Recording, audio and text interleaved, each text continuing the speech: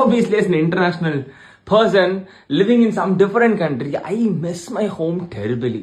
But whenever I miss home, no, எங்க வீட்ல இந்தாப்பா வச்சுக்கோன்னு சொல்லிட்டு இந்த மாதிரி நிறைய விஷயங்கள் அனுப்பிச்சிருவாங்க.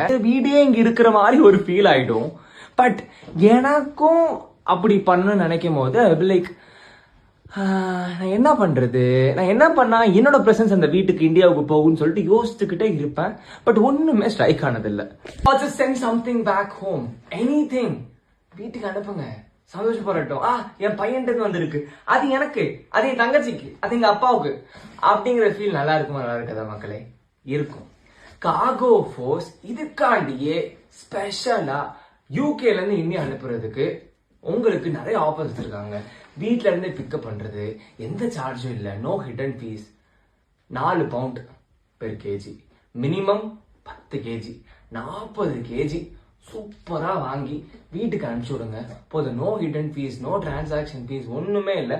சூப்பரா செம்மையா பேக் பண்ணி உங்க வீட்டுக்கு அவங்க அனுப்பிச்சிருவாங்க.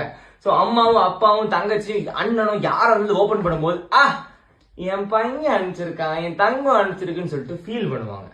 என்ன சொல்றீங்க? போய் முதல்ல அனுப்புங்க. ஏன்னா வீட்டுல இருந்து வந்தா மட்டும் போதுமா? நம்மளுக்கு வீட்டுக்கு அனுப்பணும்ல, இல்லையா? உண்மைதான் மக்களே. Go send something back home.